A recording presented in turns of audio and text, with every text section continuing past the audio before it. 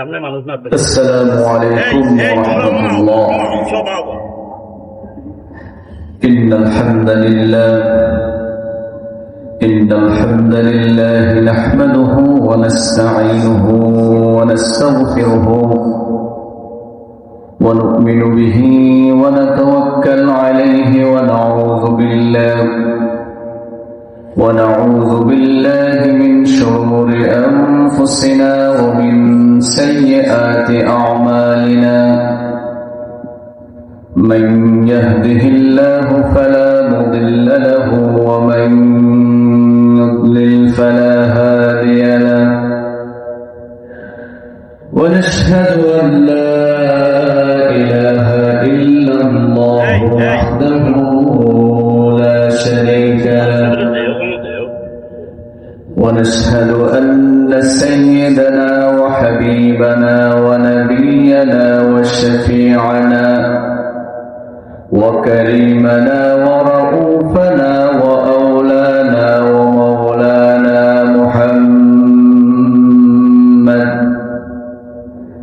عبد الله ورسوله الذي أرسله بالحق بشيرا ونذيرا وداعيا إلى الله بإذنه وسراجا وقمرا منيرا. أما بعد فقد قال الله تعالى في كلامه المجيد والفرقانه الحميد. সবাই আমরা একসাথে পড়ি আউযু বিল্লাহি মিনাশ শাইতানির রাজীম. বিসমিল্লাহির রাহমানির রাহিম. ওয়ালাউ আন্নাহুম ইয যালামু আনফুসাহুম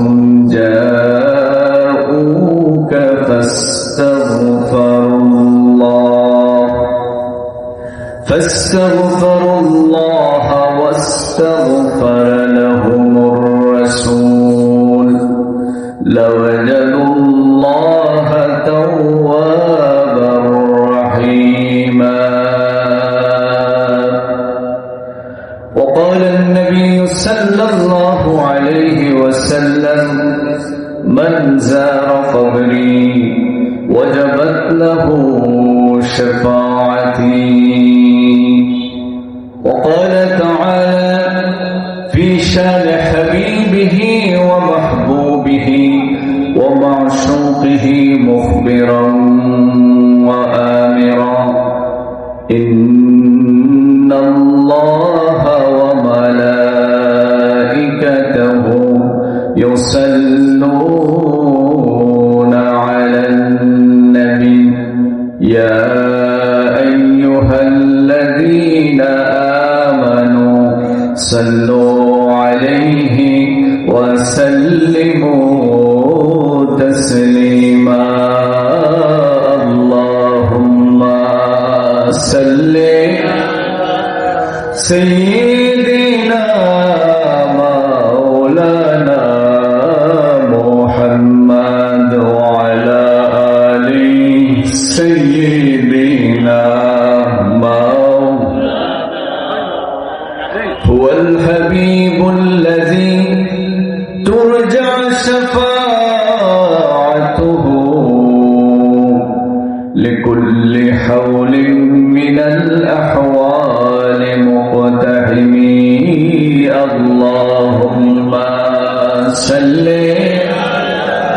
سيدنا مولانا محمد وعلى آله سيدنا محمد. لا إله إلا الله لا إله إلا الله لا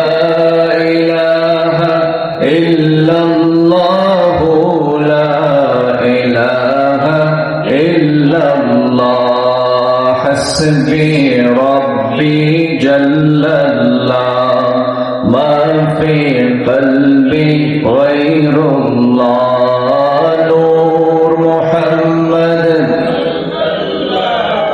لا إله إلا الله سبحان الله والحمد لله لا إله إلا الله لا إله إلا الله لا إله لا إله إلا الله محمد رسول الله صلى الله عليه وسلم الحمد لله ঐতিহ্যবাহী রজব পশ্চিম পাড়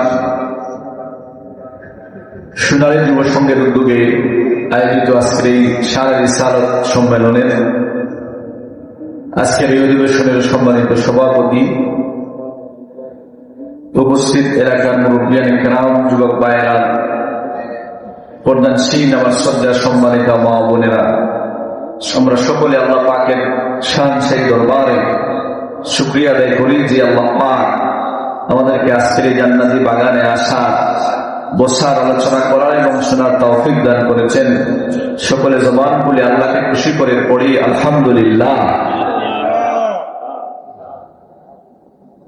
মানুষ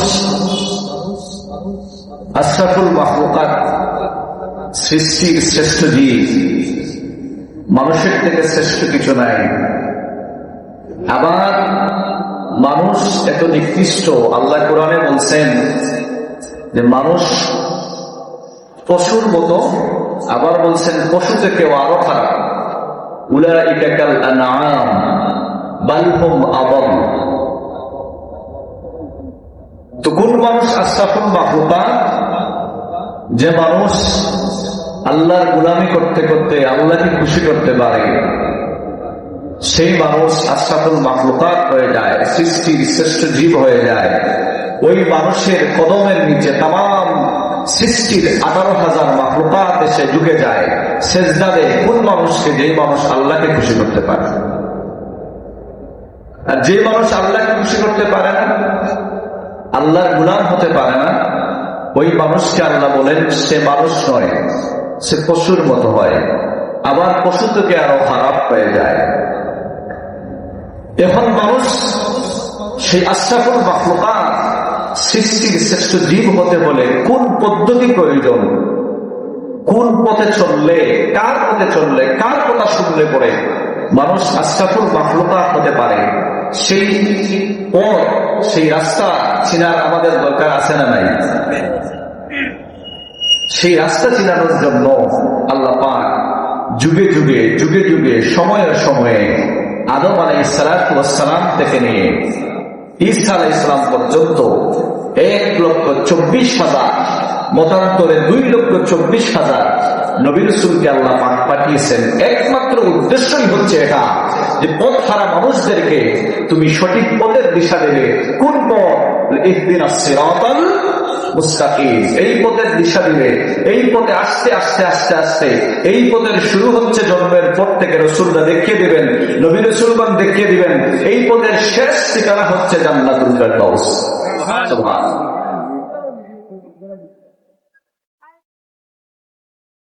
সকল নবীরা দুনিয়ায় আসলেন, দাওয়াত দিলেন। যারা কবুল করলো জান্নাতের পথ ধরলো, যারা কবুল করে নেই জাহান্নামের পথ ধরলো।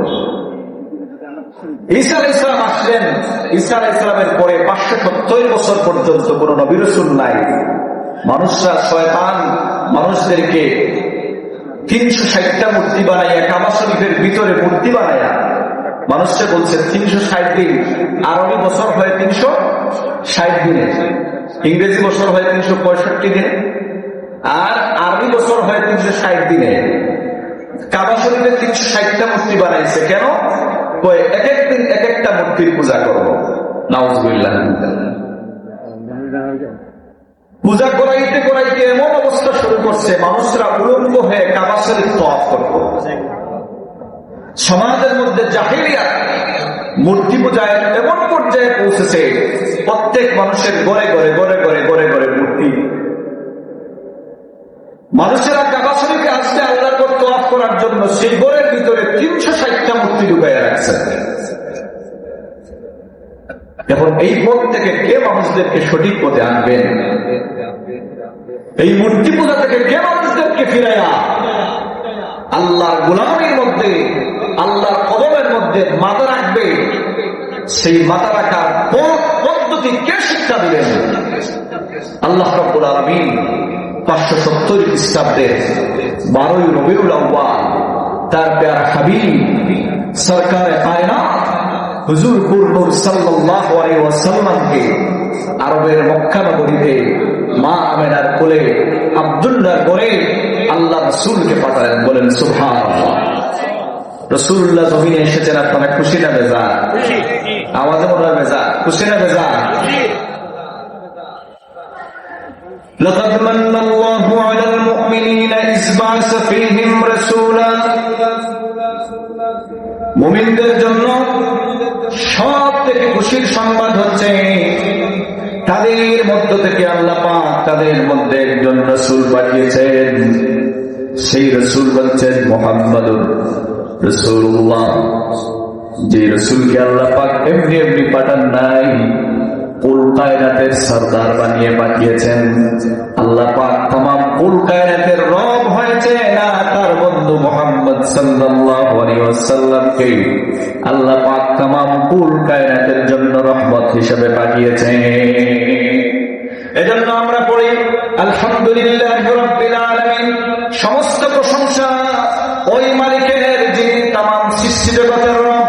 আর আল্লাহ পাক বলেন ওয়া আরসালনাকা ইল্লা রাহমাতাল লিল আলামিন। আমি আমার হাবিবকে, আমার বন্ধুকে, আমার প্যারা নবীকে আমি দুনিয়ায় পাঠিয়েছি, এমনি এমনি পাঠাই নাই। কিভাবে পাঠিয়েছেন? আল্লাহ বলেন ওয়া আরসালনাকা ইল্লা রাহমাতাল লিল আলামিন। আমার বন্ধুকে तमाम কুল কায়নাতের জন্য, আকাশের জন্য, জমিনের জন্য, চাঁদের জন্য, সূর্যের জন্য, গ্রহের জন্য, নক্ষত্রের জন্য, বুধ বৃহস্পতি গ্রহ আছে, মঙ্গল গ্রহ আছে, সব গ্রহের জন্য, আরশের জন্য, কলমের জন্য, সিদরাতুল মুনতাহার জন্য, तमाम কুল কায়নাত আমি আল্লাহ যেখানে রব রব্বুল আলামিন আমার বন্ধু মুহাম্মদুর রাসূলুল্লাহ সাল্লাল্লাহু আলাইহি ওয়াসাল্লামকে আমি সেখানে বানিয়েছি রাহমাতাল লিল আলামিন। আমার নাম যেখানে, আমার বন্ধুর নাম আমি সেখানে লাগিয়ে দিয়েছি। জোরে বলুন না সুবহানাল্লাহ। ইদা যুকিরতু যুকিরতা মাই। আল্লাহ বলেন যখন আমার নাম, আমার নামের সাথে আমার বন্ধুর নাম। আল্লাহর নামের সাথে নবীর নাম দেখলে অনেক মানুষের কষ্ট হয় না? আমাদের দেশেই তো আছে, কয় আল্লাহ এক পাশে, মুহাম্মদ এক পাশে লেখা যাবে না, বলে না?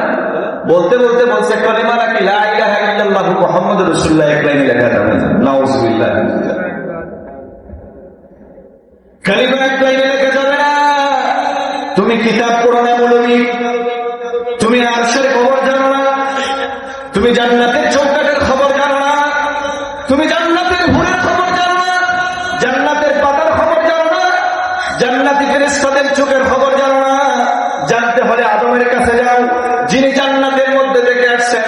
জান্নাতের আরশের পায়ার মধ্যে লেখা লা ইলাহা ইল্লাল্লাহু মুহাম্মাদুর রাসূলুল্লাহ। জান্নাতের চৌকাঠের মধ্যে লেখা লা ইলাহা ইল্লাল্লাহু মুহাম্মাদুর রাসূলুল্লাহ। জান্নাতের পাতার মধ্যে লেখা লা ইলাহা ইল্লাল্লাহু মুহাম্মাদুর রাসূলুল্লাহ। আদম বলেন জান্নাতের যা কিছু দেখেছি সকল কিছুর মধ্যে আমি একটা কালিমা লিখে দিয়েছি লা ইলাহা ইল্লাল্লাহু মুহাম্মাদুর রাসূলুল্লাহ। আল্লাহ ইলাহা ইল্লাল্লাহর কালিমা শিখতে হলে আদম থেকে শুরু হয়েছে। আদমের আরো আগ থেকে কত আগ থেকে কালিমা শুরু হয়েছে, আদমও বলতে পারেন না। সুবহানাল্লাহ।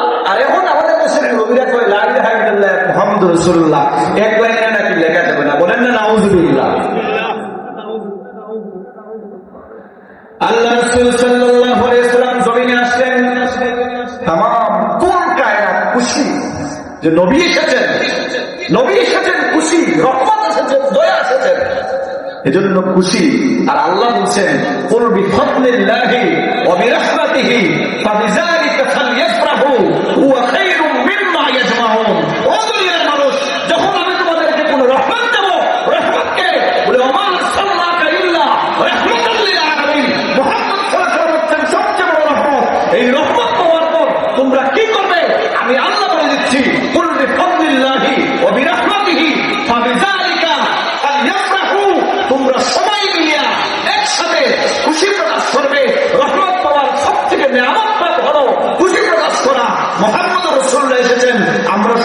না বেজার? আর যদি বলেন খুশি না বেজার? সবাই খুশি, শুধুমাত্র শয়তান বেজার। কেন না? ওই যে মানুষকে মূর্তি পূজা করায়, এখন আর মূর্তি পূজা করাইতে পারবে না। হ্যাঁ, মানুষদেরকে দোকান দিয়ে মূর্তি পূজা নিয়ে যায়, এখন আর মূর্তি পূজা নিয়ে যেতে পারবে? এখন তো আমাদের দেশে অনেকে আছে, আমরাও হুজুররাও অনেকে আছে মূর্তি পূজায় যাই, তাই হুজুরা যদি মূর্তি পূজায় যায়, কোন মানুষ পাঞ্জাবি পায়জামা লাগাইয়া টুপি দাড়ি লাগাইয়া যদি মূর্তি পূজায় যায়, সাধারণ মানুষ কি বলবে? নিশ্চয় এটা কি আছে, যাই আল্লাহ তার হাবিবকে পাঠিয়েছেন মূর্তি ধ্বংস করার জন্য। তার ধর্ম সে পালন করবে, আমরা তাকে বাধা দেই না। তার ধর্ম সে পালন করবে, আমার ধর্ম আমি পালন করব। কিন্তু তাই বলে এটা নয় আমি মূর্তি পূজায় গিয়ে তাকে বলবো তুমি পূজা করো, তোমাকে শুভেচ্ছা শুভেচ্ছা, এটা বলা যাবে না। আল্লাহ রাসূল সাল্লাল্লাহু আলাইহি ওয়াসাল্লামকে আল্লাহ পাক পাঠালেন, হাবিব জান আপনি শয়তান মানুষকে মূর্তি পূজায় নিয়ে ধাবিত করতেছে, লেবাস লাগাইয়া সুন্দর কথা বলে বলে মানুষদেরকে মূর্তি পূজায় নিয়ে যাচ্ছে, আপনি যান মানুষদেরকে মূর্তি পূজা থেকে ফিরাই আনবেন। আল্লাহ রাসূল সাল্লাল্লাহু আলাইহি ওয়াসাল্লাম ছোট্ট থেকে আস্তে আস্তে আস্তে আস্তে বড় হলেন। যখন 40 বছর হয়ে গেল, রাসূল মানুষকে দাওয়াত দিলেন, ও দুনিয়ার মানুষ সাবধান সাবধান, আর মূর্তি পূজা করা যাবে না, মূর্তির কাছে গিয়ে চাওয়া যাবে না, মূর্তির সামনে মাথা নত করা যাবে না। যে মূর্তি আমরা নিজ হাত দিয়া বানাই, পিছন দিয়া পাট দেই, আর কোথার পর নিজে মাটি দিয়া বানাই, কিছুদিন পূজা করি, আবার কিছুদিন পরে টানিয়া নদীর মধ্যে ফালাইয়া বাড়িয়া ভাঙ্গিয়া ফালাইয়া দেই, সেই মূর্তির পূজা করা যাবে না। ও দুনিয়ার মানুষ তোমরা বলো কুলু লা ইলাহা ইল্লাল্লাহ, তোমরা সবাই বলো লা ইলাহা ইল্লাল্লাহ। আর কোন মূর্তি থাকবে না, শুধুমাত্র থাকবেন এক আল্লাহ। তুমি বলুন সুবহানাল্লাহ। এই দাওয়াত তো সব নবী এই দাওয়াত দিয়েছেন, লা ইলাহা ইল্লাল্লাহ। লা ইলাহা ইল্লাল্লাহ এমন একটা কালিমা, এটা পড়লে জাহান্নাম হারাম, জান্নাত ওয়াজিব। সুবহানাল্লাহ। কিভাবে? আল্লাহ রাসূল সাল্লাল্লাহু আলাইহি ওয়াসাল্লাম একদিন সাহাবীদের মধ্যে বসা, আল্লাহর হাবিব সেখান থেকে উঠে গেলেন, উঠে গিয়ে আল্লাহর নবী চলে গেলেন। হযরতে আবু হুরায়রা রাদিয়াল্লাহু তাআলা আনহুর হাদিস, আবু হুরায়রা বলেন আল্লাহর নবী আমাদের কাছ থেকে চলে গেলেন, আমরা দাঁড়িয়ে রইলাম, রাসূলকে খুঁজে পাই না, রাসূলকে কোথায় খুঁজে পাওয়া যায়? আবু হুরায়রা বলেন আল্লাহর নবী যেদিকে যাইতেন সেদিকে মিশকে আম্বর থেকে বেশি সুঘ্রাণ লাগতো। সুবহানাল্লাহ। আবু হুরায়রা বলেন আল্লাহর নবী কোথাও হারিয়ে গেলে আমি আল্লাহর নবীকে খুঁজে পাইতে বেশি সময় লাগতো না। কয় কেমনে খুঁজতেন? কয় নাক দিয়া যখন আমি শুকতাম, রাসূল যেদিকে গেছেন সেদিকে মিশকে আম্বরের ঘ্রাণ আসতে থাকতো। সুবহানাল্লাহ। আবু হুরায়রা বলেন আমি মদিনার পয়েন্টের মধ্যে গেলাম, সেখানে গিয়ে আমার নাক দিয়ে আমি শুকলাম আল্লাহর নবী কোন দিকে গেছেন। আল্লাহ রাসূল সাল্লাল্লাহু আলাইহি ওয়াসাল্লামের ঘ্রাণ মোবারক পেয়ে আমি সেই দিকে রওনা দিলাম। যাইতে যাইতে যাইতে যাইতে আমি দেখলাম আল্লাহর নবী একটা গুরুস্থানের ভিতরে গেছেন, জান্নাতুল বাকির ভিতরে গেছেন। জান্নাতুল বাকি মদিনা শরীফের একটি গুরুস্থান, জানেন কিনা? যে জান্নাতুল বাকির মধ্যে কোনো মানুষের দাফন বলে তার কবরের আযাব হয় না। সুবহানাল্লাহ। কেন হয় না? কয় রাসূলুল্লাহ সেই জায়গার মধ্যে শুয়ে আছেন, রাসূল যেই জায়গার মধ্যে শুয়ে আছেন সেই জায়গার মধ্যে আল্লাহ জাহান্নামের আগুন লাগান না। এজন্যই দুনিয়ার तमाम মুফাসসিরিন কেরাম একমত যে রাসূলুল্লাহর রওজা শরীফের যে মাটি মোবারক আছে, যে পিঠের মধ্যে রাসূলুল্লাহর রওজা শরীফ রাখছে, যে মাটির মধ্যে, সেই মাটির দাম কতটুকু? দুনিয়ার সমস্ত মাটি একত্রিত করলেও সেই মাটির তুলনা সমান হবে না। শুধু তাই নয়, রাসূলুল্লাহর রওজা শরীফের মাটি মোবারকের এত দাম, আল্লাহর আরশে আজিমের থেকে রাসূলের রওজা শরীফের মাটির দাম বেশি। আপনারা আওয়াজ দিয়ে বলবেন না সুবহানাল্লাহ। রাসূলুল্লাহ আবু হুরায়রা বলেন আমি রাসূলকে খুঁজতে খুঁজতে আমি গিয়ে দেখলাম রাসূলুল্লাহ জান্নাতুল বাকির ভিতরে জিয়ারত করতেছেন। আমি আল্লাহর নবীর কাছে গিয়ে বললাম ইয়া রাসূলুল্লাহ ইয়া হাবিবাল্লাহ, সাহাবায়ে কেরাম আপনাকে খুঁজতেছেন, খুঁজে খুঁজে পান না, আপনি কোথায় গেলেন? নবী গো আপনি আমার সাথে চলেন। আল্লাহ নবী বলেন, আবু হুরায়রা যাও, মানুষদেরকে তুমি গিয়ে বলবে লা ইলাহা ইল্লাল্লাহু ফাদাখালাল জান্নাহ, যে ব্যক্তি লা ইলাহা ইল্লাল্লাহ বলবে সে জান্নাতে প্রবেশ করবে। আবু হুরায়রা বলেন, ইয়া রাসূলুল্লাহ, আমি যদি এখন মানুষদেরকে এই কথা বলি মানুষ বিশ্বাস করবে না। আল্লাহর নবী বলেন, আমার জুতা মুবারক নাও, আমার জুতা মুবারক সাথে নিয়ে যাও, গিয়ে মানুষদেরকে বলবে দেখো রাসূলুল্লাহ আমাকে জুতা মুবারক স্যান্ডেল মুবারক দিয়েছেন, এই স্যান্ডেল মুবারক নিয়ে আমি এসেছি। তিনি স্যান্ডেল মুবারক বুকের মধ্যে লাগাইয়া মাথার মধ্যে লাগাইয়া রওনা দিলেন। যাইতে যাইতে গিয়া পাইলেন প্রথমে হযরতে ওমরকে। ওমর বলেন, আবু হুরায়রা রাসূলের কোন সংবাদ তুমি পাইছনি? আবু হুরায়রা বলেন, ভাই আমার রাসূলুল্লাহকে আমি পেয়েছি, আর রাসূলুল্লাহ একটা সংবাদ দিয়েছেন। কি সংবাদ দিয়েছেন? বলে আল্লাহর হাবিব বলেছেন লা ইলাহা ইল্লাল্লাহু ফাদাখালাল জান্নাহ, যে ব্যক্তি লা ইলাহা ইল্লাল্লাহ বলবে সে জান্নাতে প্রবেশ করবে। হযরত ওমর আবু হুরায়রার গালের মধ্যে একটা থাপ্পড় লাগাইয়া দিলেন। আবু হুরায়রা বলেন, আমর তুমি মারলা কেন আমারে? কয় তুমি কোনো কথা বলবে না, এই দাওয়াত তুমি মানুষের কাছে পৌঁছে দিবা না। কেন পৌঁছে দেব না? ওমর রাসূলুল্লাহর বাণী নিয়ে এসেছি, তুমি আমার গালের মধ্যে কেন থাপ্পড় লাগাইয়া?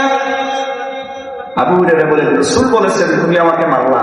কয় চলো তোমার রাসূলের কাছে। গেছেন রাসূলের কাছে গিয়ে আবু হুরায়রা বলেন, আমি দেখি আমি যাওয়ার আগে ওমর সেই জায়গায় পৌঁছে গেছে। পৌঁছে যাওয়ার পর ওমর বললেন, ইয়া রাসূলুল্লাহ, এখন মানুষদেরকে দাওয়াত দেওয়ার দরকার নাই। যখন যদি মানুষ জানে লা ইলাহা ইল্লাল্লাহ মুহাম্মাদুর রাসূলুল্লাহ বললে জান্নাতে চলে যাবে, তাহলে কোনো মানুষ নামাজ পড়বে না। লা ইলাহা ইল্লাল্লাহ বলে মানুষ জান্নাতে যাবে যদি গুনাহ করে শাস্তি পাওয়ার পরে। এটা এমন একটা কালিমা, লা ইলাহা ইল্লাল্লাহ একবার বললে জীবনে ইমানের সহিত মৃত্যু হলে শাস্তি পাইতে পারে, কিন্তু তার শেষ ঠিকানা হচ্ছে জান্নাত। সুবহানাল্লাহ। আর কালিমা পড়ে নাই, যত আমল করুক না কেন লা ইলাহা ইল্লাল্লাহ মুহাম্মাদুর রাসূলুল্লাহ বলে নাই, যত আমল করুক, যত সিজদা দেখ, যত রাকাত নামাজ পড়ুক, যত রোজা রাখুক, হজ করুক, যাকাত দেখ, সব কিছু করুক না কেন লা ইলাহা ইল্লাল্লাহ নাই, কোনো আমল কবুল হবে না। আল্লাহ রাসূল সাল্লাল্লাহু আলাইহি ওয়াসাল্লাম দাওয়াত দিলেন, দুনিয়ার মানুষ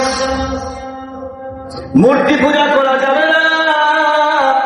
কি করতে হবে? করে এক আল্লাহকে মানতে হবে, লা ইলাহা ইল্লাল্লাহ মুহাম্মাদুর রাসূলুল্লাহ বলতে হবে। আর কোনো আমল করা যাবে না, কোনো সিজদা, কোনো মূর্তির সামনে মাথা নত করা যাবে না। মূর্তি কি মানুষকে কিছু দিতে পারেনি? কথা বলেন না কেন? এজন্য ইব্রাহিম আলাইহিস সালাতু ওয়াস সালামের সময় একটা ঘটনা আছে। ইব্রাহিমের এলাকার মানুষ মূর্তি পূজা করে। ইব্রাহিম আলাইহিস সালাতু ওয়াস সালাম বলেন মূর্তি পূজা করা যাবে না। তারা বলে, ইব্রাহিম চলো আমরা যাব পাশের গ্রামে মূর্তি পূজা করার জন্য। তাই না? বড় যেখানে মূর্তি আছে সেখানে সবাই যায়। ইব্রাহিম বলেন, না আমি যেতে পারবো না। কোরআন শরীফে ঘটনা আছে, আমি যেতে পারবো না, আমি অসুস্থ। তিনি আসলে শারীরিকভাবে অসুস্থ না, মানসিকভাবে অসুস্থ। তারা চলে গেছে। ইব্রাহিম একটা কোরআন দিয়েছেন, কোরআন নিয়ে সব মূর্তিগুলার নাক টাক ভাঙিয়ে একবারে সব শেষ করে দিয়েছে। ভাঙার পরে বড় মূর্তির কাঁধের মধ্যে সেই কোরআনটা লাগাইয়া চলে গেছে। পরদিন তারা সবাই আসছে, সে থেকে আমাদের সব মূর্তিগুলা কেটে নিয়ে ফেলছে, আর বড় মূর্তির কাঁধের মধ্যে কোরআন রাখা। সবাই বলছে এটা কাজ ইব্রাহিম ছাড়া কেউ করবে না। ইব্রাহিম কেন? ইব্রাহিম তুমি এই কাজ করছো? ইব্রাহিম বলেন, না আমি করি নাই। বলে, না তুমি করছো। তিনি বলেন, না আমি করি নাই, আমার মনে হয় তোমাদের যে বড় মূর্তি আছে এই মূর্তিটাই কোরআন কোথায় পাওয়া গেছে, বড় মূর্তির কাছে পাওয়া গেছে, তাইলে বড় মূর্তিটাই বড় হয়, ছোট মূর্তিগুলো বানছে। কারণ তোমরা বড়টা রাইকা ছোটটার পূজা করছো, এমনটা মনে হয় বড়টা রাগ করছে। তারা কয়, ইব্রাহিম আমাদের পাগল পাইছে, মূর্তি কখনো কি বানতে পারে? তিনি বলেন, যে মূর্তিটা নিজেকেই বাঁচাইতে পারে না সে তোমাদেরকে কেমনে বাঁচাইবে? যে মূর্তি নিজেকেই বাঁচাইতে পারে না সে কিভাবে তোমাদেরকে বাঁচাইবে? মূর্তি গুলো ছেড়ে দাও, এক আল্লাহর কাছে আবাদত করো, তোমাদের সম্মান বেড়ে যাবে। আল্লাহ রাসূল সাল্লাল্লাহু আলাইহি ওয়াসাল্লাম যখন দাওয়াত দেন, মানুষেরা বলে, ও মুহাম্মদ, এতদিন তুমি ভালো মানুষ ছিলে, এখন তুমি ভালো মানুষ না, নিশ্চয় তুমি খারাপ মানুষ। নাউযুবিল্লাহি মিন যালিক। আল্লাহ রাসূল সাল্লাল্লাহু আলাইহি ওয়াসাল্লাম 40 বছর আগে মক্কার মানুষরা রাসূলকে উপাধি দিয়েছিল আল আমিন। সবচেয়ে বেশি সত্যবাদী, তার থেকে সত্যবাদী আর কেউ নাই। রাসূলের এমন চরিত্র ছিল, এত সুন্দর চরিত্র ছিল। মদিনা মক্কার মধ্যে মানুষ আমানত রাখলে রাখার জায়গা ছিল রাসূলুল্লাহর কাছে। আমানত রাখা আছে না নাই? আমাদের দেশে তো আমানত ঠিক থাকে, ঠিক থাকে না। আমানত ঠিক রাখা এটাও মুমিনের গুণ। একজন মানুষ আছে আপনার কাছে আমানত রাখতে, আমার বলবেন না না না আমি রাখবো না, এটাও হবে না। আপনি বিশ্বস্ততার পরিচয় দিবেন, আমানত রাখবেন, আমানতের খেয়ানত করবেন না। যে মানুষ আমানতের খেয়ানত করে সে মুনাফিকের দপ্তরে চলে যায়। যে মানুষ ঠিক মতো আমানত রাখে সে রাসূলের দপ্তরে চলে যায়, মানে রাসূলের কাছাকাছি চলে যায়। আল্লাহ রাসূল সাল্লাল্লাহু আলাইহি ওয়াসাল্লাম দাওয়াত দিলেন, 23 বছরের জিন্দেগি মানুষদেরকে দাওয়াত দিলেন। রাসূলুল্লাহ 63 বছর জীবন কাটাইলেন। একদিন রাসূলুল্লাহ এমন কোন কাজ করেন নাই যে কাজের কারণে রাসূলুল্লাহ মানুষের সামনে অপমানিত হবেন। এমন কোন কাজ করেন নাই যে রাসূলুল্লাহ সম্মানিত হবেন। এমন কোন কাজ করেন নাই যে কাজ মানুষ অনুসরণ করতে পারবে না। রাসূলুল্লাহর জন্ম থেকে ইন্তেকাল পর্যন্ত 23 বছরের জিন্দেগি মুমিন মুসলমানদের জন্য অনুসরণীয়। যে এই জিন্দেগি অনুসরণ করতে পারবে, রাসূলুল্লাহর জিন্দেগির এক অংশ অনুসরণ করবে, আরেক অংশ অনুসরণ করবে না, এরকম হবে না। রাসূলুল্লাহর জিন্দেগির জন্মের পর থেকে ইন্তেকাল পর্যন্ত রাসূলুল্লাহ কোনদিন কোন কাজ করেন নাই যেটা অনুসরণ করা যাবে না। এর মানে হলো রাসূলুল্লাহ 23 বছরের জিন্দেগি শুধু নয়, রাসূলুল্লাহ 63 বছরের জিন্দেগি মুসলমানদের জন্য অনুসরণ। আমাদের দেশে কিছু মানুষ আছে না, ওই রাসূলুল্লাহকে 40 বছর আগে রাসূল ছিলেন না, 40 বছর পরে রাসূল হয়েছেন। নাউযুবিল্লাহ মিন যালিক। কথা বুঝবেন? আল্লাহর এক জলিল কদর নবী ছিলেন ঈসা আলাইহিস সালাম। নাম শুনেছেন তো? আল্লাহ যাকে পিতা ছাড়া বানাইছেন। হযরত মরিয়ম আলাইহিস সালাম চলে গেছেন মরুভূমিতে, সেখানে সন্তান প্রসব করছেন ঈসা আলাইহিস সালাম। বাপ ছাড়া, বাপ নাই। আদমকে আল্লাহ বানাইছেন মা ছাড়া, বাবা ছাড়া। হাওয়াকে বানাইছেন আদমের কাছ থেকে নিয়ে, আর ঈসাকে বানাইছেন বাপ ছাড়া, বাপ নাই। মা আছেন, বাপ নাই। ঈসা আলাইহিস সালামের যখন জন্ম হইল তখন মা বললেন যে আল্লাহ, আমি এখন এই বাচ্চাকে কি করবো? মানুষ আমাকে বলবে খারাপ মহিলা, কারণ এই বাচ্চার তো কোনো বাবার পরিচয় নাই। বাবার পরিচয় না থাকলে, মার পরিচয় না থাকলে মানুষের কিছু হয় না, বাবার পরিচয় মানুষের থাকতে হয়। বাবার পরিচয় না থাকলে মানুষ হয় না। আল্লাহ এখন আমি কি করবো? মানুষদেরকে কি জবাব দেব? আল্লাহ পাক শিখাইয়া দেন, মরিয়ম, যখন মানুষ তোমাকে বলবে সন্তান কোথায় পাইছো, তুমি কোনো কথা বলবে না। তুমি বলবে ইন্নী নাযারতু লিররহমানি সাওমা। হে দুনিয়ার মানুষ, আমি রহমানের নামে মান্নত করেছি রোজা রাখার জন্য। আমি রোজা রাখছি, আমি কথা বলতে পারবো না, কারণ আগের জামানায় রোজা রাখলে কথা বলা বন্ধ ছিল। আসছেন মানুষের কাছে, আসার পর মানুষ বলছে, ও মরিয়ম, সন্তান কই পাইছো? সন্তানকে কথা বলেন, সন্তানকে? ঈসা আলাইহিস সালাম।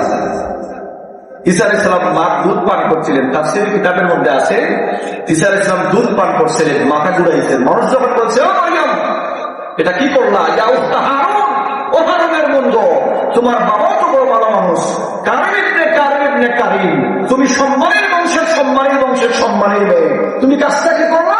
তুমি তো খারাপ কাজ করার কথা না। তোমাকে আমরা টিফিন দিয়ে আনে খাবার খাওয়াইছি, তোমাকে এত সম্মান করে বাইতুল মুকাদ্দাসে রাখছি, আজকে তুমি কাজটা কি করলা? এই কাজটাকে তুমি ঠিক করলা? তিনি বললেন, ইন্নী নাযারতু লিররহমানি সাওমা, আমি রহমানের নামে মান্নাত করছি, আমি কথা বলতে পারবো না। তখন মানুষ আরো খেপছে, খারাপ কাজ করছো আর এখন বলতেছো কথা বলতে পারবে না, কি খারাপ কাজ করছো? এমন সময় হযরত ঈসা আলাইহিস সালাম তার জবান খুলে গেছে, তিনি মাথা করে মানুষদেরকে বলতেছেন, এই দুনিয়ার মানুষ, সাবধান, আমার জন্ম হয়েছে 1 দিন বা 2 দিন বয়স হয়েছে, সাবধান, আমার মাকে তোমরা গালি দেবে না। আমার মা কোনো খারাপ মহিলা না, আমার মা কোনো নষ্ট মহিলা না, আমার মাকে তোমরা চিনোনি, আমার মা হচ্ছেন আল্লাহর বান্দী, নেককার মানুষ, আর তোমরা আমাকে চিনোনি, আমিও এমনি দুনিয়া সেটাই।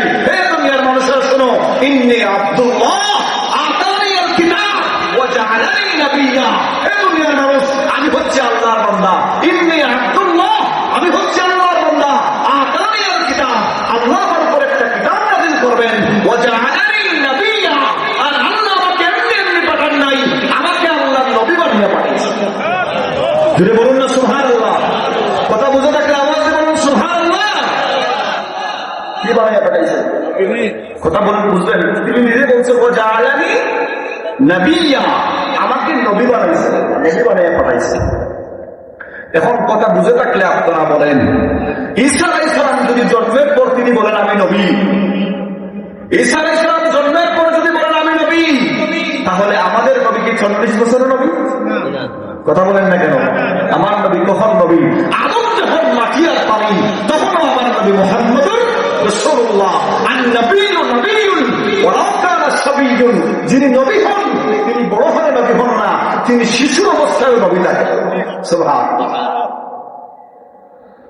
আল্লাহ রাসূল সাল্লাল্লাহু আলাইহি সাল্লাম 23 বছর জিন্দেগি কাটালেন। 23 বছর জিন্দেগিতে আল্লাহ রাসূল এমন কিছু মানুষ তৈরি করলেন যারা দুনিয়ার শ্রেষ্ঠ মানুষে পরিণত হল। আল্লাহ রাসূলের সংস্পর্শে যারা গেল, যে যত বেশি কাছে যাইতে পারলো, রাসূলের কাছে যে যত বেশি যাইতে পারলো, তার নাম, তার মর্যাদা, তার সম্মান, তার ইজ্জত এত বেশি বাড়তে লাগলো। বাড়তে বাড়তে বাড়তে বাড়তে আবু বকরের মতো শ্রেষ্ঠ মানুষ তৈরি হলো। বাড়তে বাড়তে বাড়তে বাড়তে ওমরের মতো শ্রেষ্ঠ মানুষ তৈরি হলো। বাড়তে বাড়তে হযরত ওসমান ইবনে আফফানের মতো মানুষ তৈরি হলো। বাড়তে বাড়তে আলী কাররামাল্লাহু ওয়াজহুর মতো মানুষ তৈরি হলো। যে মানুষেরা জবান বলতো দুনিয়ায় আর পৌঁছে যাইতো আরশে। সুবহানাল্লাহ, এমন মানুষ তৈরি করছেন রাসূল। জবান জমিনে জবান ফলাইতেন, চলে যেত আসমানে। সুবহানাল্লাহ। হযরত আবু বকর রাসূলের এত কাছে গেছেন, এর থেকে কাছে কেউ যেতে পারে নাই। এখন দেখেন, নামাজ পড়ে কেউ রাসূলুল্লাহর সম্মানী হতে পারে নাই, রোজা রেখে কেউ সম্মানী হতে পারে নাই, হজ করে কেউ সম্মানী হতে পারে নাই, যাকাত করে কেউ সম্মানী হতে পারে নাই। সম্মান পাচ্ছে রাসূলুল্লাহর কাছে আসার কারণে। কেমনে? রাসূলুল্লাহর কাছে আবু বকর আসছিলেন এক রাত্রে, সারা জীবন দরকার নাই, যে রাত্রিতে রাসূলুল্লাহর সাথে হিজরতে গেছিলেন। হ্যাঁ, রওনা দিচ্ছেন, যাইতে যাইতে গর্তের ভিতরে ঢুকছেন। সকালবেলা কাফিররা গর্তের সামনে হাজির। আবু বকর বলেন, ইয়া রাসূলুল্লাহ, ইয়া হাবিবাল্লাহ, মনে হয় আর বাঁচতে পারবো না, জীবনের শেষ রাত আমাদের চলে গেছে, আর বাঁচার কোনো উপায় নেই। কাফিররা সামনে তলোয়ার নিয়ে দাঁড়িয়ে আছে, আমাদেরকে মেরে ফেলবে গো নবী। আল্লাহর নবী বলেন, আবু বকর চিন্তার দরকার নাই, একটু অপেক্ষা করো, আল্লাহ আমাদেরকে এটা ছেড়ে দেন নাই। এই গর্তের মধ্যে আল্লাহ পাক বলেন, হাবিব আপনি আমার আবু বকরকে জানিয়ে দেন, আবু বকরের জন্য চিন্তা না করেন, আবু বকরের এত দাম, এত মর্যাদা বাড়ছে। আল্লাহ বলেন, হাবিব আপনি জানিয়ে দেন, জানিয়ে দেন, এই গর্তের মধ্যে আপনারা দুইজন না, আপনি মুহাম্মদুর রাসূলুল্লাহ আর আবু বকর না, এই গর্তের মধ্যে আরেকজন উপস্থিত আছেন, তিনি স্বয়ং আমি আল্লাহ। বলুন না সুবহানাল্লাহ। আবু বকর তুমি এখানে, এই গর্তের মধ্যে আমি আল্লাহ আছি। সুবহানাল্লাহ। আবু বকরের সাথে একজন মুহাম্মদ, একজন আল্লাহ, আর তৃতীয়জন হচ্ছে আবু বকর। বলুন সুবহানাল্লাহ। এজন্যই তো আবু বকরের তো দাম বাড়ছে। আবু বকর চিন্তা করো না, লা তাহজান ইন্নাল্লাহা মা'ানা। আবু বকর তুমি চিন্তা করো না, এই গর্তে আমরা দুইজন নয়, এই গর্তে আমাদের সাথে আছেন আল্লাহ। বলুন সুবহানাল্লাহ। বুঝেননি? আল্লাহ বলছেন তিনজনের সাথে একজন, একজন আল্লাহ, একজন মুহাম্মদ রাসূলুল্লাহ, আরেকজন আবু বকর। সুবহানাল্লাহ। এত সম্মান পাচ্ছে আল্লাহ রাসূলের কাছে যাওয়ার কারণে। ওমর বলতেছেন, আবু বকর তোমার এক রাত্রের আমল আমাকে দাও, আমার সারা জীবনের আমল তোমাকে দিয়ে দেব। আবু বকর কি বলছেন? বলছেন, কোন রাত? যে রাত তুমি গুহার মধ্যে রাসূলের সাথে ছিলে, রাসূলের কাছে ছিলে, সেই রাতটা আমাকে দিয়ে দাও, আমার সারা জীবনের আমল তোমাকে দিয়ে দেবো। আবু বকর বলেন, না ভাই, এই রাতের আমল তোমাকে দেওয়া যাবে। রাসূলুল্লাহ একদিন হযরত আয়েশা সিদ্দিকা রাদিয়াল্লাহু তাআলা আনহা কুলের মধ্যে আরাম করতেছেন, এমন সময় আল্লাহ রাসূল বলেন, আয়েশা গো, ওই যে আকাশের মধ্যে তারকা দেখা যায়, এই তারকার মতো সওয়াব নেকি আমার এক সাহাবীর আছে। আয়েশা রাদিয়াল্লাহু তাআলা আনহা মনে মনে বলতেছেন, মনে হয় রাসূলুল্লাহ আমার বাবার নাম বলবেন, আবু বকরের নাম বলবেন। আল্লাহ রাসূলকে তিনি বলার পর আয়েশা বললেন, ইয়া রাসূলুল্লাহ, সেই সাহাবী কে? আল্লাহ রাসূল বললেন, সেই সাহাবীর নাম হচ্ছে ওমর। আয়েশা সিদ্দিকা রাদিয়াল্লাহু তাআলা ছোট মহিলা তো, বয়স কম ছিলেন, রাসূলের সাথে বিবাহ হয়েছে 6 বছর বা 9 বছর বয়সের সময় তিনি গেছেন, এরকম ঘটনা আছে। মনে মনে বললেন, ইয়া রাসূলুল্লাহ, আমি তো মনে কষ্ট পাইলাম। কি কষ্ট পাইলাম? বলে, আমি মনে করছিলাম আপনি মনে হয় আমার বাবার নাম বলবেন, আপনি দেখে অমরের নাম বলে ফেলছেন। আল্লাহ রাসূল বলেন, আয়েশা গো, আমার আবু বকরের এত সম্মান, এত মর্যাদা আল্লাহ দিয়েছেন, এক রাতের আমল যদি আবু বকরের এক পাল্লায় উঠানো হয়, ওমরের সমস্ত জিন্দেগির আমল যদি এক পাল্লায় উঠানো হয়, আমার আবু বকরের এক রাতের আমলের মর্যাদা বেশি হয়ে যাবে। এজন্য আল্লাহর হাবিব সাল্লাল্লাহু আলাইহি ওয়াসাল্লাম একদিন মসজিদ থেকে বের হচ্ছেন, আর আবু বকর সিদ্দিক রাদিয়াল্লাহু তাআলা আনহু সারা কাপড় পরে, বস্তার কাপড় পরে মসজিদের মধ্যে বসে আছেন। জিবরিল আমিন এসে হাজির, এসে বলেন, ইয়া রাসূলুল্লাহ, আল্লাহ আপনাকে সালাম জানিয়েছেন, আর আল্লাহ আপনার এক সাহাবীকে সালাম দিয়েছেন। বলুন সুবহানাল্লাহ। কোন সাহাবী?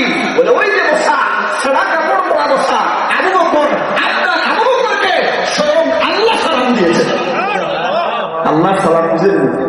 আমরা যদি কেউ বলেন, যদি এমপি সাহেব আপনারা সালাম দিয়েছেন, আপনি খুশি না বেজা? আর যদি বলে মন্ত্রী দিছে, আরো বেশি। যদি বলে প্রধানমন্ত্রী দিছে, আরো বেশি। আর যদি বলে আমেরিকার প্রেসিডেন্ট পাঠাইছে সালাম, কত খুশি না? এগুলা কিছু না, সালাম দিচ্ছেন কে? আওয়াজ দিয়ে বলা যায় না কে? আল্লাহ বলাই হয়তো আপনার জীবন পরিবর্তন হয়ে যেতে পারে। কে সালাম দিচ্ছেন? এজন্যই তো রাসূলুল্লাহর ইন্তেকালের পরে আবু বকর খলিফা হলেন।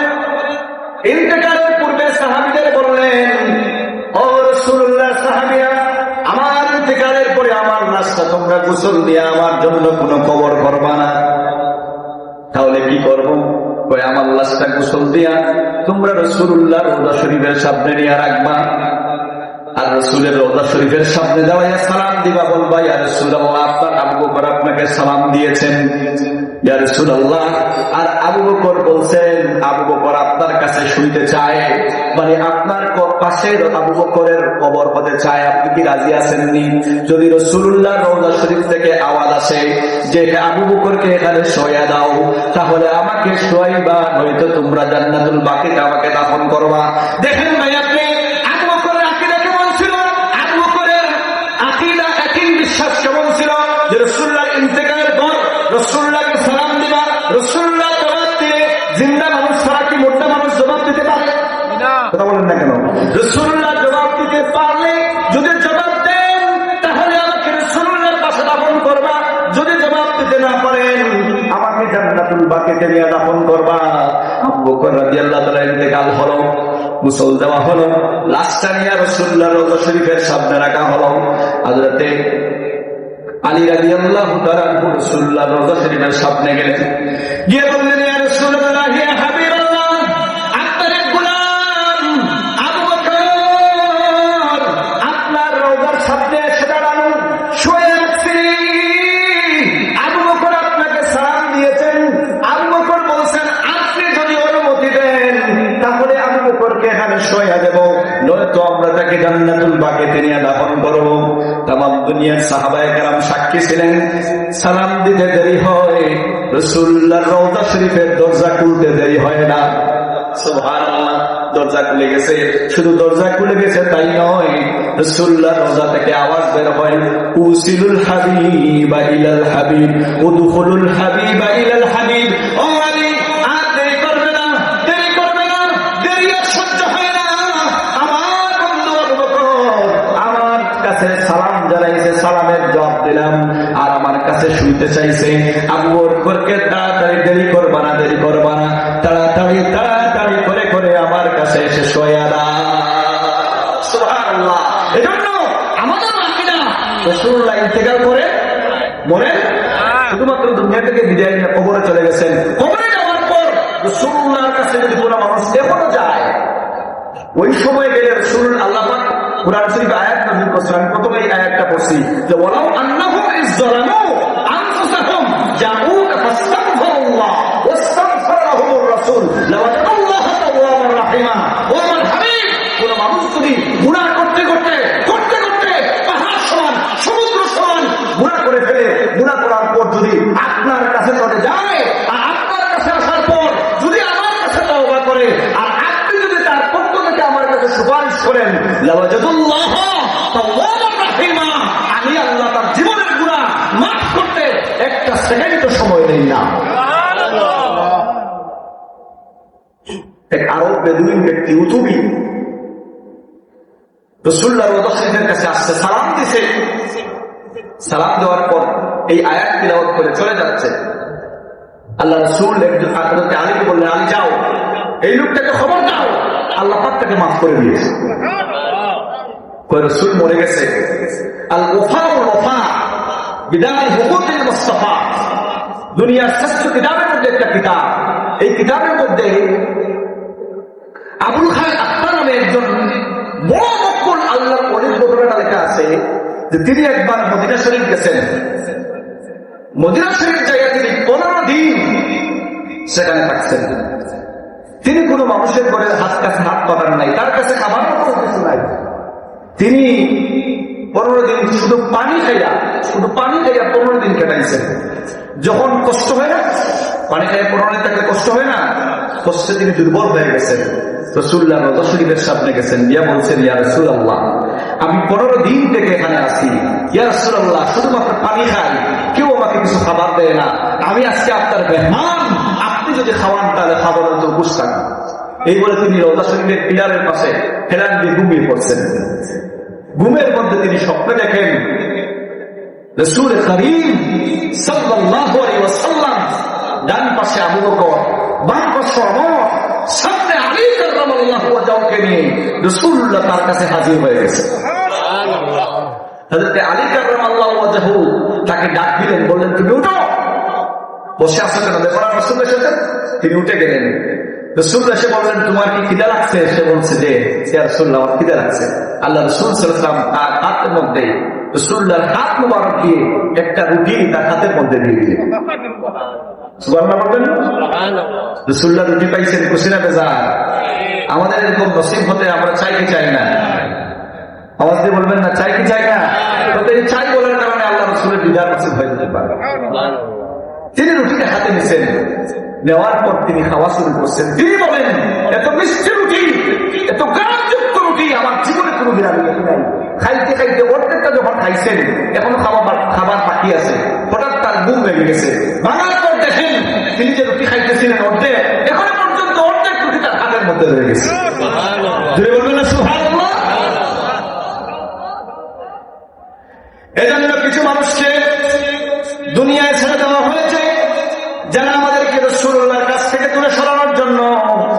যারা মক্কা শরীফে হজে যান, হজে যাওয়ার পর দেখবেন কিছু মানুষ বলে মদিনায় যাবেন না, বাড়িতে চলে যান, মদিনায় যাওয়ার কোনো দরকার নাই। আমরা বলি, আমরা মদিনা ছাড়া আমাদের কোনো উপায় নাই, ঠিক কিনা বলে? কারণ মুমিনের শেষ ঠিকানা হলো সোনার মদিনা। কেন বলে? রাসূলুল্লাহ রওজা শরীফের কাছে গেলে রাসূলুল্লাহ বলেন, মান যারা কবরি ওয়াজাবাত লাহু শাফাআতি। হে দুনিয়ার মানুষ, আমার রওজা শরীফ জিয়ারত করবে। এখন বলে রওজাও বলা যাবে না, নাউযুবিল্লাহি মিন যালিক। রাসূলুল্লাহর রওজা শরীফের উপরে আয়াতটা লেখা আছে, এই হাদিসটা লেখা আছে, মান যারা কবরি ওয়াজাবাত লাহু শাফাআতি, যে আমার রওজা শরীফ জিয়ারত করবে, মা বাইনা বাইতি ওয়া মিনবারি রাওদাতুম মিন রিয়াদিল জান্নাহ। এই রাওদাতুম মিন রিয়াদিল জান্নাহ মানুষ বলে না, আল কবর রাওদাতুম মিন রিয়াদিল জান্নাহ আও হুফরাতুম মিন হুফারিন নিরান। কোন মানুষের কবর হয় জান্নাতের বাগান, আর কোন মানুষের কবর হয় জাহান্নামের গাড়া। এই কবরটাকে জান্নাতের বাগান বানাইতে হইলে রাসূলের পরিচয় লাগাইলে, রাসূলের পরিচয় ছাড়া কবর জান্নাত হয় না। এজন্য কবরের মধ্যে 3টা প্রশ্ন হয়, মার রাব্বুকা ওয়া মা দীনুকা মা হাদার রাজুল। কোন কিতাবের মধ্যে আছে 3টা নয়, হাদিস শরীফের রওয়ায়াত আছে কবরের মধ্যে 3টা প্রশ্ন হয় না, কবরের মধ্যে শুধু একটা প্রশ্ন হয়। এই প্রশ্ন কি হয়? বলে, মা হাদার রাজুল, এই ব্যক্তিকে তুমি চিনোনি, এই ব্যক্তিকে তুমি জানোনি। মার রাব্বুকা ওয়া মা দীনুকা, এটা পড়ার কথা, এটার কোনো দরকার নাই। কারণ রাসূল চিনলে তুমি দ্বীনও চিনবা, রাসূল চিনলে তুমি ঈমান চিনবা, রাসূল চিনলে ইসলাম চিনবা, রাসূল চিনলে তুমি সব চিনবা, আল্লাহ চিনবা, ইসলাম চিনবা। রাসূল চিনো নাই, তোমার ঈমান ঠিক নাই, বোঝা যায়। রাসূলকে চেনার জন্য আল্লাহ পাক কবরের মধ্যে প্রশ্ন রাখছেন, তার হাবিবের দাম বাড়াইয়া দিয়েছেন। হাবিব দুনিয়ার মানুষ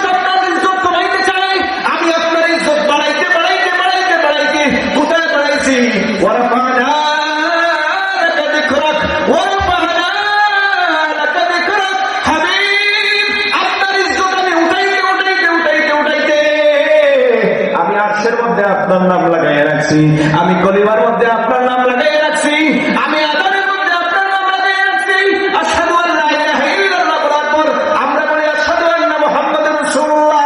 ইকামতের মধ্যে আপনার নাম লাগাইয়া রাখছি, আশহাদু আল্লা ইলাহা ইল্লাল্লাহ বলার পর আমরা বলি আশহাদু আন্না মুহাম্মাদুর রাসূলুল্লাহ। হাবিব গো, শুধু তাই নয়, নামাজের মধ্যে আমার দুনিয়ার মানুষ কয় নামাজের মধ্যে নাকি নবীর খেয়ালে নামাজ নষ্ট হয়ে যায়, আর আল্লাহ বলেন নামাজের মধ্যে আমার বন্ধুকে সালাম না দিলে আমি আল্লাহ নামাজ কবুল করি না। হাবিব, কোথায় আপনার নাম রাখছি? আত-তাহিয়াতু লিল্লাহি ওয়াস-সালাওয়াতু ওয়াত-তাইয়্যিবাতু। এরপর কি সবাই পড়েন না কেন? আসসালামু আলাইকা আইয়ুহান নাবিয়্যু। ও নবী, আপনার প্রতি আমার পক্ষ থেকে সালাম। নবীকে সালাম না দিলে নামাজ হয়নি। কথা বলেন না কেন? আওয়াজে মনে হয় নামাজ হয়। নবীর সালাম না দিলে নামাজ হয়নি, নবীর সালাম না দিলে নামাজ হয় না। নবীকে বলা লাগে আসসালামু আলাইকা আইয়ুহান নাবিয়্যু। শুধু তাই নয়, কবরে যখন মানুষকে রাখা হয়, মানুষ কবরের উপর মাটি দেয়, আর রাখার সময় তো বিসমিল্লাহি ওয়া আলা মিল্লাতি রাসূলিল্লাহ। কি বলে? বিসমিল্লাহি ওয়া আলা মিল্লাতি রাসূলিল্লাহ। দুনিয়ার মানুষ কি কয়? আল্লাহর নামে তোমাকে রাসূলের দলে উঠিয়ে দিলাম। সুবহানাল্লাহ। রাসূলের দল ছাড়া বাঁচার উপায় নাই, রাসূলের দল ছাড়া যাওয়ার উপায় নাই। রাসূল বলেন কিয়ামতের সময় এমন দুনিয়া আসবে, মুসা আলাইহিস সালামের উম্মত বনী ইসরাঈল ৭২ দল হয়েছিল, আমার উম্মতের মধ্যে ৭৩ দল হবে। সব দল কুল্লুহুম ফিন্নার, সব দল জাহান্নামে যাবে, ইল্লা মিল্লাতুন ওয়াহিদা, শুধুমাত্র একটা দল যাবে জান্নাতে। সেই দলটা কি গো নবী? সেই দলটা কোন দল বলেন না কেন? আল্লাহ রাসূল বলেন মা আনা আলাইহি ওয়া আসহাবি। সেই দল আমি, আমার দল, আমার সাহাবীদের দল। অন্যরা কাছে ইয়া আহলুস সুন্নাতি ওয়াল জামাতি, সেই দল হচ্ছে আহলে সুন্নাত ওয়াল জামাতের দল। এজন্য রাসূলের দলে যে তুলবেন, আপনি দুনিয়ায় থাকতে রাসূলকে মানছেননি, রাসূলের সাথে বেয়াদবি করছেননি, রাসূলের সাংবাদিক বলছেননি, রাসূলের রাখাল বলছেননি, বেয়াদবি করলে রাসূলের দলে তোমার জায়গা নাই। দাড়ি লম্বা থাকতে পারে, পাঞ্জাবি লম্বা থাকতে পারে, তসবিহ বেশি করতে পারো, নামাজ পড়তে পড়তে কপালের মধ্যে দাগ রাখতে পারে, কিন্তু রাসূলের প্রতি মায়া না থাকলে, রাসূলের প্রতি মহব্বত না থাকলে, রাসূলের কথার পর কথা বললে যেখানে আমল নষ্ট হয়ে যায়, লা তারফাউ আসওয়াতাকুম ফাওকা সাওতিন নবী। ও দুনিয়ার মানুষ, আল্লাহ বলেন আমার নবী কথার পর কোনো কথা বলবে না, আমার নবীকে ডাকার সময় বেয়াদবির মতো ডাকবে না। ইয়া আইয়ুহাল্লাযীনা আমানু লা তাকুলু রাইনা ওয়া কুলু উনজুরনা ওয়াসমাউ। আমার বন্ধুকে ডাকার সময় রাখাল বলিয়ে ডাকিও না, আমার বন্ধুকে ডাকার সময় বলিয়ে বন্ধু আমাদের দিকে তাকান। রাসূল আল্লাহ বলেন রাখাল বলিও না। আমাদের দেশে যদি কোনো আলেম, কোনো জালেম, কোনো পণ্ডিত যদি বলে রাসূল রাখাল, তাহলে তাকে আমরা মানবো। কথা বলে মানবো? কেউ যদি রাসূলকে সাংবাদিক বলে আমরা তাকে মানবো? আপনার কথা বলেন মানবো? মানবো নি? জান দিয়ে দেবো। রাসূলের বেয়াদবি সহ্য করা যাবে? আবু বকর নরম মানুষ ছিলেন, ঠান্ডা মানুষ। আবু বকর ঠান্ডা মানুষ, কোন মানুষের সাথে ঝগড়া করেন না। ইহুদি একদিন রাসূলকে গালি দিছে, আবু বকর ৪০০ টাক্কর দিছে। বিচার আসছে, আবু বকর কি করলা তুমি? কয় আমাকে মারো, বেজ্জত করুক, আমার কোনো সমস্যা নাই, কিন্তু রাসূলের বিরুদ্ধে একটা কথা বললে আমি সহ্য করতে পারি। রাসূল কারীম সাল্লাল্লাহু আলাইহি ওয়াসাল্লামের কথা আল্লাহ পাক সব জায়গায়, আল্লাহ পাক তার হাবিবের কথা রেখেছেন। এমনকি কবরের মধ্যে যাওয়ার পর সওয়াল প্রশ্ন যখন করা হবে, মা হাযার রাজুল, এই ব্যক্তিরে তুমি চিনোনি? একটা প্রশ্ন। বুখারী শরীফের রওয়ায়াত আছে, একটা প্রশ্ন করা হবে, মা হাযার রাজুল, এই ব্যক্তিরে তুমি চিনোনি? যদি আপনি বলতে পারেন হাযা মুহাম্মাদুর রাসূলুল্লাহ, যদি মুহাম্মাদুর রাসূলুল্লাহ পরিচয় দিতে পারেন, আর কিছুর দরকার নাই, কিছুর দরকার নাই। আল্লাহ বলেন আমার বন্ধুর পরিচয় দিতে পারছে, পরিচয় দিতে পারছে, এর মানে হলো সে আল্লাহকে চিনে, রাসূলকে চিনে, দ্বীনকে চিনে, সবকিছু চিনে, আর কোনো প্রশ্নের দরকার নাই। ফেরেশতারা তার জন্য জান্নাত পর্যন্ত রাস্তা করে দাও, জান্নাতের দরজা খুলে দাও, আর তার নিশ্চিন্তে ঘুমানোর ব্যবস্থা করে দাও, আর তাকে উঠানোর দরকার নাই। আর যখন কিয়ামতের দিন উঠবে আর তার জন্য পুরো হিসাব নাই, তার জন্য ডাইরেক্ট জান্নাত রেখে দিয়েছি।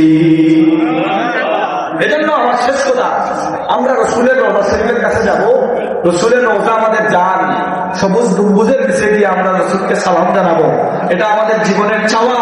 সেখানে যাইতে পারলে আপনার জন্য রসুল সুপারিশ করে আপনাকে জান্নাতে নিয়ে যাবেন। আল্লাহ পাক আমাদেরকে তার হাবিবের সুপারিশ নসিব করুন, সবাই বলে আমিন। আল্লাহ পাক যেন তার হাবিবের দিদার আমাদেরকে নসিব করেন, কবরের মধ্যে তার হাবিবের পরিচয় পাওয়ার তৌফিক আমাদের দান করেন। আল্লাহুম্মা আমিন। ওয়া আখির দাওয়ানা আলহামদুলিল্লাহি রাব্বিল আলামিন। সাল্লাল্লাহু আলা সাইয়্যিদিনা ওয়া মাওলানা মুহাম্মদ ওয়া আলা আলিহি ওয়া আসহাবিহি ওয়া সাল্লাম। একজন কিছু টাকা দিচ্ছেন, আল্লাহ কবুল করুন, আমিন। اللهم آمين. ربنا تقبل منا إنك أنت السميع العليم وتب علينا يا مولانا إنك أنت التواب الرحيم وقل رب ارحمهما كما ربياني صغيرا رب اجعلني مقيم الصلاة ومن ذريتي ربنا وتقبل دعاء رب إني مسني الضر وأنت أرحم الراحمين। আল্লাহ আমাদের জীবনের তমাম গুনাহ কথাগুলো আপনার দয়া করে মায়া করে মাফ করে দেন, আমাদের আম্মা আব্বাকে মাফ করে দেন, আমাদের দাদা দাদি নানা নানি খেয়ে সাকারি বাত্তি শুধু যারা কবরের বাসিন্দা হয়ে গেছেন কবরগুলোকে জান্নাতের বাগান বানিয়ে দেন। আমাদের মধ্যে যারা অসুস্থ আছে আল্লাহ আপনার দয়া দিয়ে শিফায়ে আজিলা কামিলা ইনায়াত করেন। আল্লাহ আমাদের অনেকে বিদেশে আছে, প্রবাসে মুসিবতের মধ্যে আছে, মুসিবত থেকে উদ্ধার করে দেন। যারা প্রবাসে আছেন মাথার উপর রহমতের ছায়া দান করেন। আল্লাহ এই এলাকার তমাম মুর্দাগানদের কবরগুলোকে আপনি জান্নাতের বাগান বানিয়ে দেন। এই এলাকায় আপনার অনেক মায়ের বান্দা আছেন, বদরপুরি সাহেবের খলিফাগণ আছেন, ফুলতলি সাহেব কিবলার খলিফাগণ আছেন। আল্লাহ তাআলার রওজা কবরগুলোকে জান্নাতের বাগান বানিয়ে দেন, দরজাকে বুলন্দ নসিব করে।